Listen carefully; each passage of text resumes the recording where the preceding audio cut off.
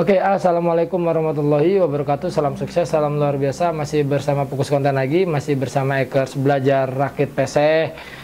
Ya, sekarang udah masuk materi berapa ya? Materi 6 ya. Jadi kita lihat dulu. Udah kita balik lagi ya. Materi pertama classroom, yang kedua manfaat bisa rakit PC, yang ketiga model-model PC, yang keempat jenis-jenis mainboard, fungsi dan studi-studi kasusnya juga udah. Yang kelima juga udah PGA, dan yang sekarang yang keenam adalah prosesor sih sebenarnya. Tapi admin lebih duluin si RAM aja. Jika teman-teman nonton video ini langsung tanpa part 1, 2, 3, 4 dan 5-nya, teman-teman linknya di bawah di deskripsi, tonton terlebih dahulu biar lebih paham dan lebih detail ya tentang penyampaian admin di Ekers kali ini. Oke. Teman-teman juga bisa tanya jawab di kolom komentar, nanti admin juga admin jawab ya. Admin juga punya forum, linknya di bawah di deskripsi, grup WhatsApp kalau teman-teman pada bingung ya gitu, atau kena problem lah, atau masih bimbang ya, seperti itu nanti direkomendasiin di grup WhatsApp di bawah linknya di deskripsi. Oke, kita lanjut aja ke materi yang keenam, yaitu RAM. PGA udah kita bahas, sekarang RAM. RAM itu singkatan ya teman-teman. RAM itu random accessories memory ya. Random ngacak ya. Aksesoris itu yang kedua lah, aksesoris ya. Ya, memori itu penyimpanan ya teman-teman.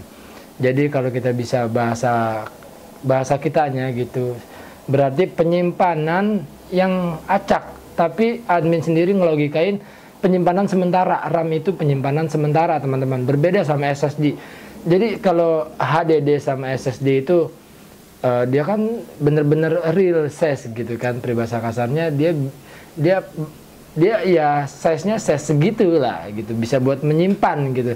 Tapi RAM ini berbeda. RAM ini hanya untuk progres yang berjalan atau sebuah aplikasi yang berjalan, dia adanya di sini. Nanti pas giliran aplikasinya di close, dia bakal ngapus dengan sendirinya. Ketika ada pengguna user yang multitasknya banyak aja, dia nyimpennya di RAM ini. RAM itu random accessories memory, betul sekali.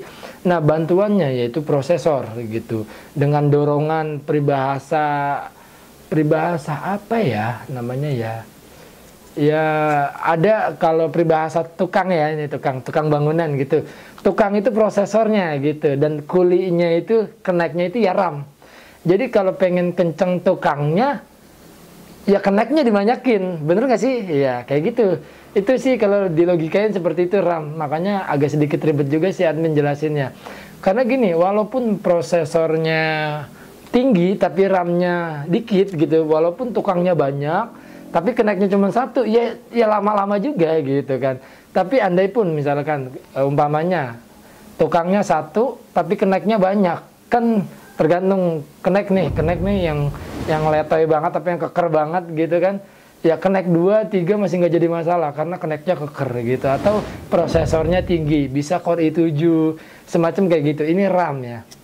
Sampai sini kayaknya udah sedikit paham. Jadi penting gak nih RAM? Ya pasti penting banget ya. Jadi kalau teman-teman pengen buka banyak aplikasi, ya kudu banyakin RAM gitu kan. Terus ada dimana spesifikasi aplikasi yang ngebutuhin RAM tinggi juga gitu kan, kayak Premiere Pro, After Effects ataupun game sekaligus. Dia yang ada minimum spesifikasinya kadang 4 GB, 8 GB. Maksudnya untuk spesifikasi RAM-nya gitu kan. Teman-teman kalau pengen searching gitu kan, kira-kira komputer gue cocok nggak nih gitu buat di Premiere Pro, tinggal ketik aja gitu Adobe Premiere Pro System Recruitment, udah selesai, nanti nongol prosesornya semana, RAM-nya semana, seperti itu kayak gitu. Kayaknya RAM cukup simple ya untuk penjelasan kali ini ya. Dan rekomendasi admin adalah RAM yang paling bagus berapa dipasangnya. Kalau standarnya itu 4 GB ya teman-teman. Jadi 2x2 gitu, 2 GB dan 2 GB. Nah, yang bagus, yang standarnya sebenarnya 4 udah minim ya untuk di zaman 2020 sekarang ini. Dan 8 GB udah standarnya. Yang lebih bagus rekomendasi 16. Tapi untuk lebih bagus lagi 32 GB. Berarti kalau slot RAM-nya ada 4, yang udah admin jelasin di video sebelumnya. Kalau slotnya ada 4 berarti 8 tambah 8, 16. 16 tambah 16, 32. Berarti 8 keping 1 8 keping. 8 GB 1 keping berarti ada 32 GB. Untuk yang admin pakai sekarang itu masing-masing 4 GB, teman-teman. Jadi kalau ditotalin keseluruhan 4 ini, 4 keping tambah 4 8, 8 tambah 8 16, berarti total keseluruhan admin komputer yang admin lagi pakai itu sekitar kurang lebih 16 GB, teman-teman. Berapa harga per keping dia RAM punya? Ya, kita ngitung dari 2 GB 100.000 aja. Karena perhitungan saya itu seperti itu ya. Kalau 2 GB 100.000 berarti kalau 4 GB 200.000 per keping. Kalau kita pakai 8 GB berarti 400.000. 200.000 4 GB. Ingat ya, 200.000 4 GB. Nah, kalau ditambah 8 berarti kan 400.000. 400.000 ditambah 400.000 sama dengan 16 GB sama dengan 800.000 gitu. Jadi lumayan agak mahal juga ya. Apalagi kalau kita pakai merek-merek yang udah keren sekali, bisa HyperX, bisa juga Patriot, bisa juga Vigen, Kingston dan berbagai macam lainnya, Adata, terus banyak ya. Ya, yang paling bagus HyperX ya menurut admin, bisa juga Patriot juga lumayan agak mahal. Tapi admin sendiri di sini pakainya Vigen semua, teman-teman. Karena Vigen masih urutan nomor 2. Kingston dan SanDisk juga termasuk lebih bagus. Pokoknya untuk merek ya teman-teman, admin rekomendasiin ya yang Vigen juga udah cukup bagus ya, tapi lebih bagus lagi HyperX, kalau enggak HyperPuri, kalau enggak ya Patriot, baru Vigen dah. Oke, kayaknya itu penjelasan RAM kali ini, kurang lebihnya dimohon maafin. Kalau masih ada yang bingung, masih ada yang